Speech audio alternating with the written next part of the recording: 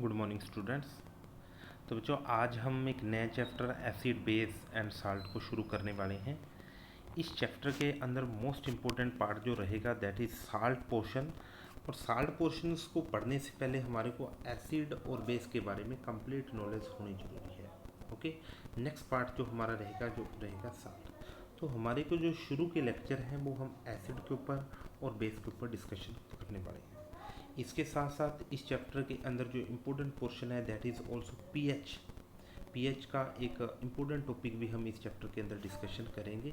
Okay, तो अब हम आज इस लेक्चर के अंदर बात करने वाले हैं एसिड और बेस क्या होते हैं। ओके, तो एसिड और बेस के अंदर एसिड का मीन्स आपका गिवन मॉलिक्यूल आपका एसिड होगा या गिवन मॉलिक्यूल आपका बेस होगा। आप किस टाइप से उनको आइडेंटिफाई करोगे। ओके, तो फॉर एग्जांपल मैंने यहाँ पे एक मॉलिक्यूल लिया, दिस इज HCl। ओके, तो HCl को मैंने किसी सॉल्वेंट के अंदर डाल दिया। HCl को मैंने किसी सॉल्वेंट के अंदर डाल दिया। सॉल्वेंट के अंदर डालते ही HCl will be split into the H positive and Cl negative molecules. Okay, तो आपने देखा HCl को जैसे ही हम सॉल्वेंट के अंदर डालते हैं it will gives to H positive and Cl negative ions. तो यहीं से एक इम्पोर्टेंट डेफिनेशन जनरेट होती है, acid are those molecule which gives the H positive ions.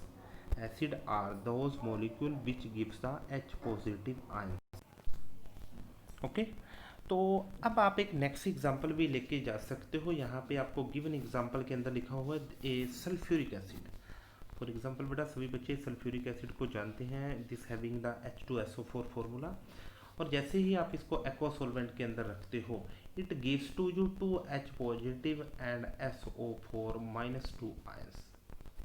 तो आपकी एक बहुत इंपॉर्टेंट डेफिनेशन बनी कि those molecules which gives the H positive ions in a given solvent are known as a acid। Okay, तो यहाँ पे आप स्लाइड के ऊपर स्क्रीन के ऊपर पढ़ सकते हो कि this gives the H positive ion in the aqua solution. Means आपके गिवन सॉल्वेंट के अंदर एक्वा सॉल्वेंट के अंदर आपको H पॉजिटिव आयंस देंगे। क्लियर। अब सेकंड पॉइंट है कि यहाँ पे आपको इस फिगर के अंदर दिखाई दे रहा होगा दिस इज लेमन। तो lemon having the acidic nature. Okay, next हम पढ़ेंगे बेटा इस लेमन के अंदर कौन सा एसिड पाया जाता है। तो यहाँ पे बेटा सभी बच्चों को पता है कि lemon having the sour in test. तो एसिड का बेटा जी जो टेस्ट होता है दैट इज सोर। ओके, नेक्स्ट आप पढ़ सकते हो, आपने लिटमस पेपर के बारे में लोअर क्लासेस के अंदर पढ़ा होगा। तो ध्यान रहे कि asset turns the blue litmus into the red litmus, कि एसिड ब्लू लिटमस को रेड लिटमस के अंदर कन्वर्ट कर देते हैं। ये हमने लास्ट लैब के अंदर भी देखा था, आपको एक गिवन एसिड दिया गया था, उस गिवन एसिड के अंदर आपने देखा कि एक blue litmus is converted into the acid. तो इस फिगर के अंदर भी आप बहुत अच्छे से देख सकते हो।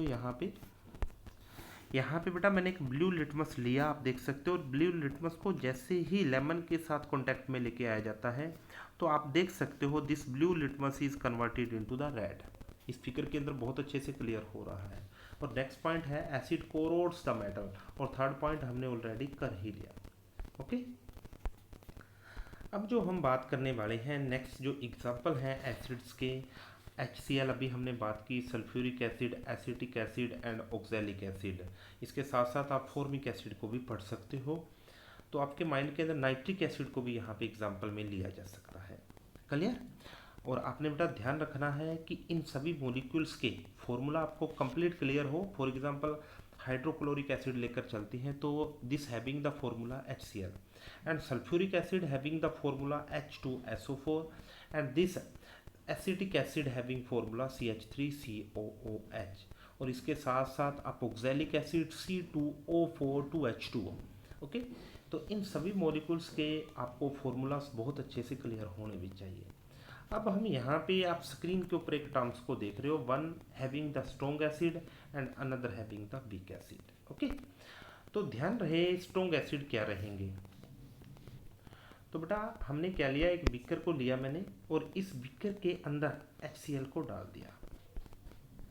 ओके, तो आपने ध्यान रखना है कि अगर यहाँ पे मान के चलो मैंने 100 मॉलिक्यूल्स 100 HCl गिवन सॉल्वेंट के अंदर डाले, तो जैसे ही 100 मॉलिक्यूल ऑफ HCl को आपके सॉल्वेंट के अंदर डाला जाता है, अगर वो 100 to 100 मीन्स सभी मॉलिक्यूल्स आपके कंप्लीटली स्प्लिट आउट कर जाते हैं, ब्रेक कर जाते हैं, तो आप उस एसिड को स्ट्रॉन्ग एसिड का नाम दे दोगे। फॉर एग्जाम्पल बेटा ध्यान रहे कि अगर आपका गिवन एसिड गिवन सॉल्वेंट के अंदर कंप्लीटली डिसोशिएटेड हो जाता है, तो उस एसिड को आप स्ट्रॉन्ग एसिड का नाम दोगे।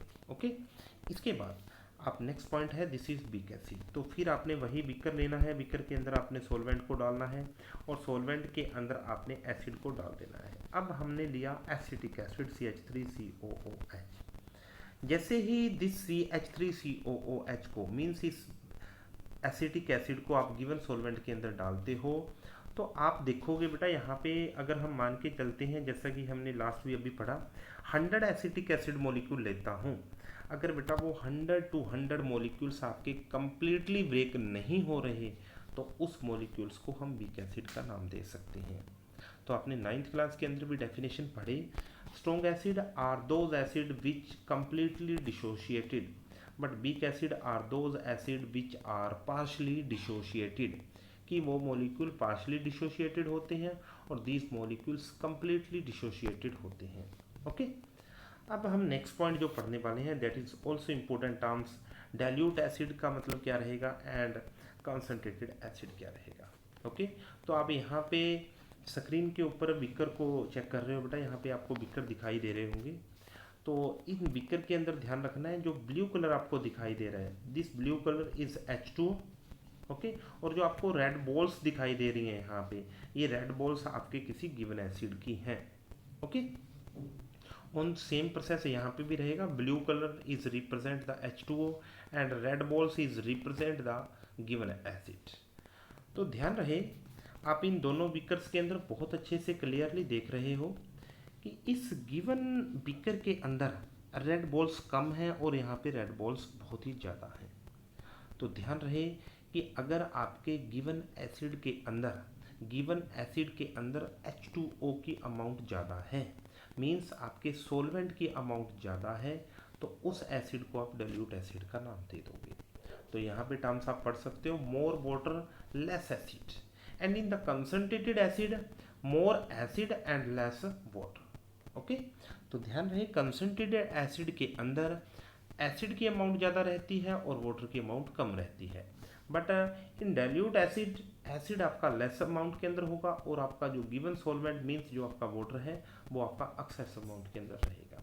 Okay, on the same way आप नेक्स्ट टर्म्स को भी डिफाइन कर सकते हो कि हम अगर बात करते हैं डाइल्यूट बेस क्या होता है एंड कंसंट्रेटेड बेस क्या होता है, तो बिल्कुल डाइल्यूट बेस के अंदर वाटर की अमाउंट ज़्यादा रहेगी और बेस की अमाउंट कम रहेगी।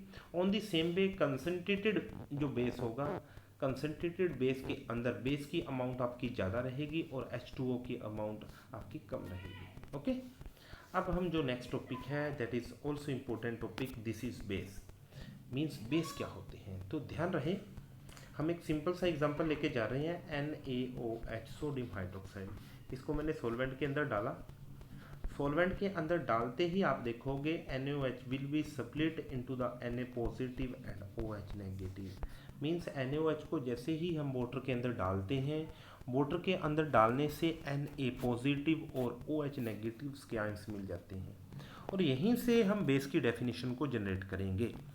तो आपने इस डेफिनेशन के अंदर चेक करना है कि अगर कोई भी ऐसा molecules which gives the OH negative ions, अगर आपका कोई भी ऐसा मॉलिक्यूल जो OH नेगेटिव आयंस को प्रोवाइड कर रहा है, उसको हम बेस का नाम दे देंगे।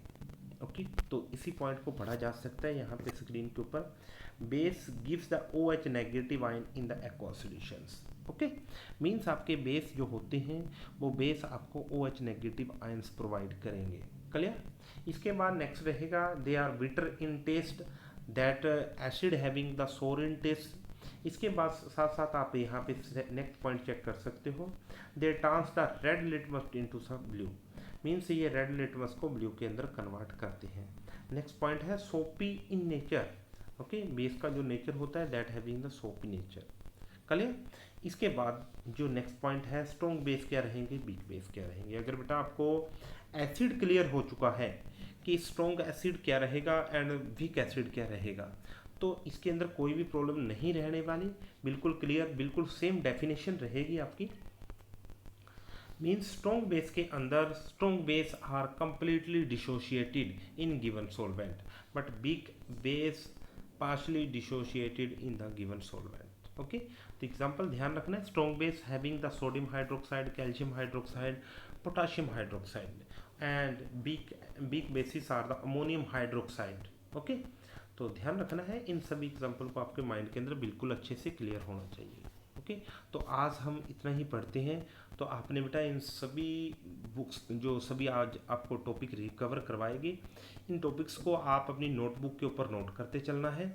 और कोई भी आपको प्रॉब्लम होती है तो प्लीज़ बेटा मेरे साथ व्हाट्सअप कॉन्टैक्ट किया करो, कॉल करके भी आप कॉन्टैक्ट कर सकते हो। ओके, और इससे पहले जो हमने लास्ट जो चैप्टर पढ़ा, that is chemical reaction and equations. तो केमिकल रिएक्शंस एंड इक्वेशंस के अंदर वहाँ पे मैंने कोरोजन और रेंसिडिटी का टॉपिक अभी नहीं करवाया। तो कोरोजन और रेंसिडिटी का बेटा आपको एक असाइनमेंट मैं आपको प्रोवाइड करवा दूंगा, और उसको आपको जो भी हमारी लाइव क्लास होगी, लाइव क्लास के अंदर मैं डिस्कशन करवा दूंगा। Okay, thank you.